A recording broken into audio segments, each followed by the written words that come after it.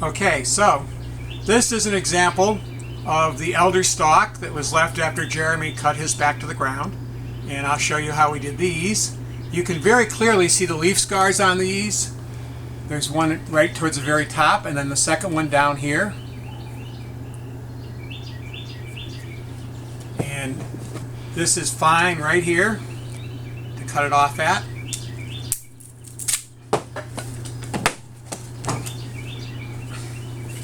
And then you simply take off the remnants of leaflets. These stalks rather, may or may not make it. I think they will. It's an incredibly tough plant, but they've been sitting separated from their mother for quite a while, at least 2 weeks. We'll see if this leaps out. I'll keep you posted. But this here, about a 95% chance this is going to take.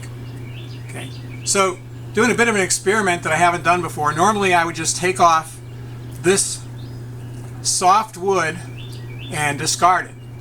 But since I want a lot of elder, because this is very powerful medicine for fighting viruses and is specifically noted by Stephen Herod Booner to be effective in the leaf tincture form against COVID-19, we're going to see if we can get every bit that's possible to root.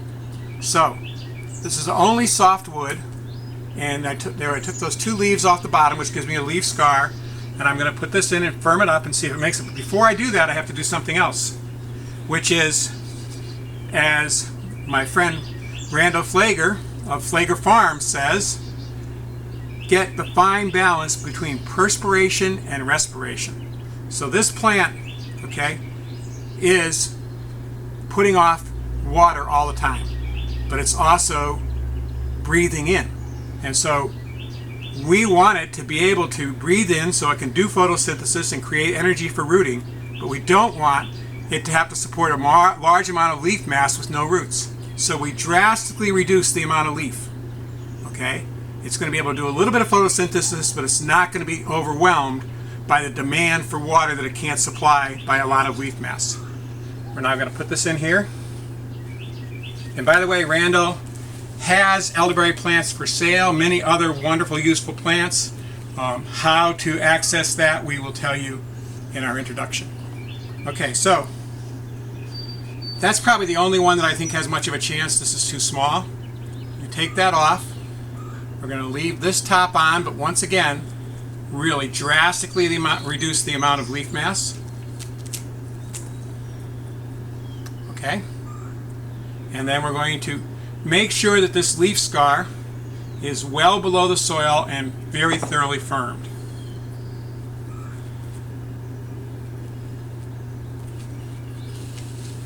And I'm going to even reduce the leaf mass here a little more.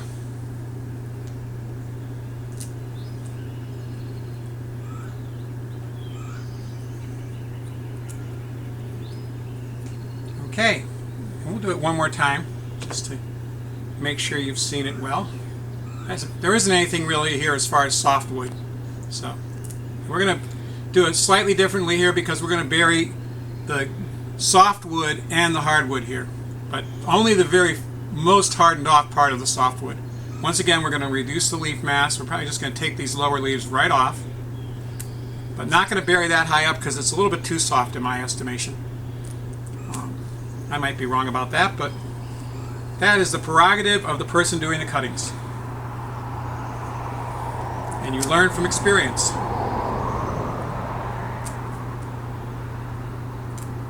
All of that leaf that I have taken off, by the way, can be used to make tincture. If you look up Stephen Herod Booner, COVID-19, you'll find a PDF that describes that thoroughly. I highly recommend that. It's a powerful PDF that gives you a protocol for dealing with COVID-19 with medicinal herbs. Okay, that's it. We're now going to put this below the table so that it gets indirect light, but not so much sun that it cannot keep up with the demand for water that comes from the intense sun. So that's it. Happy rooting.